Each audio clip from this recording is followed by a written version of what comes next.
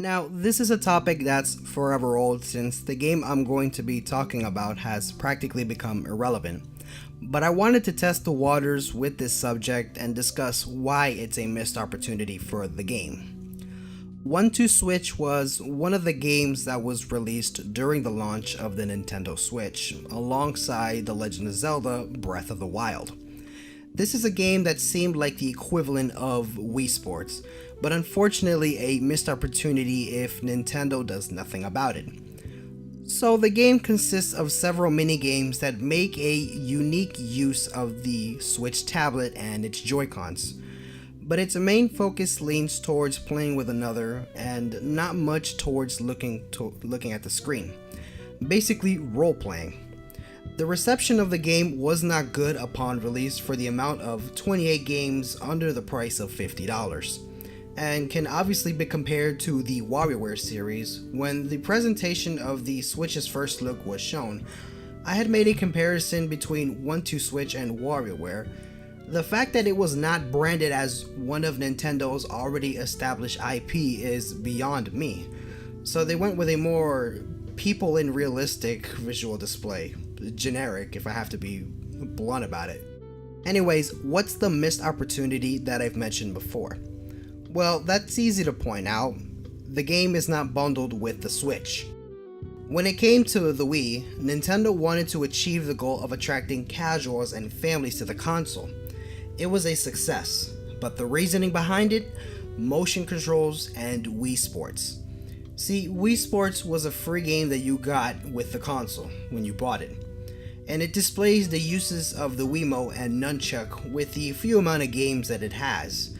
I can recall the times that I played Wii Sports and had so much fun with it, by which I should seek out another copy since I lost it. So seeing 1-2-Switch as a standalone game is not wise. However, I do know that Nintendo is selling the Switch at a loss, because with the technology it has packed behind it, the price of $350 would not have been surprising to me, had that been resolved. But they're selling it much cheaper, which is why the accessories, such as the Joy-Con charger, extra Joy-Cons, and the Pro Controller are more expensive than competing gaming accessories. So they made 1-2-Switch a standalone in the hopes to get some profit back, but they can forget about that.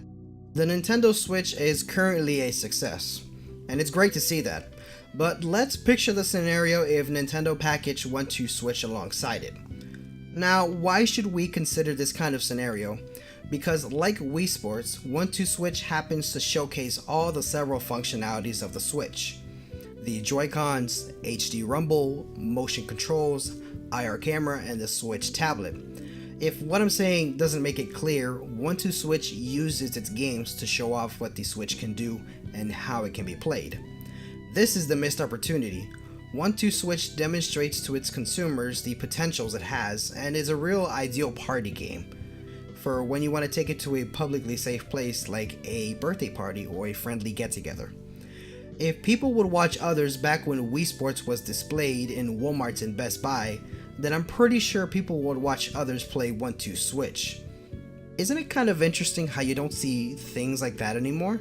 I mean, as far as I've seen, I don't think I've seen a Nintendo Switch displayed at a Best Buy for someone to pick up and play. But no, buying a Switch guarantees no packaged game, and you'll have to pay a whopping $50 for the game if you want it. The price is what holds people back from buying it. I mean, it's great for parties and friends, but when it comes to hardcore fans, it does little. And you have to count the fact that this was also released alongside Breath of the Wild, so many people who would get a Switch would immediately get Breath of the Wild.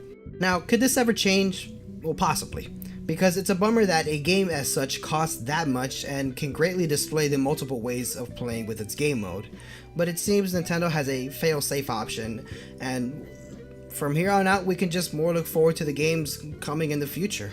But I do think bundling this game with the Switch has some potential. What do you guys think? Well, this was Raymond Ishii logging off.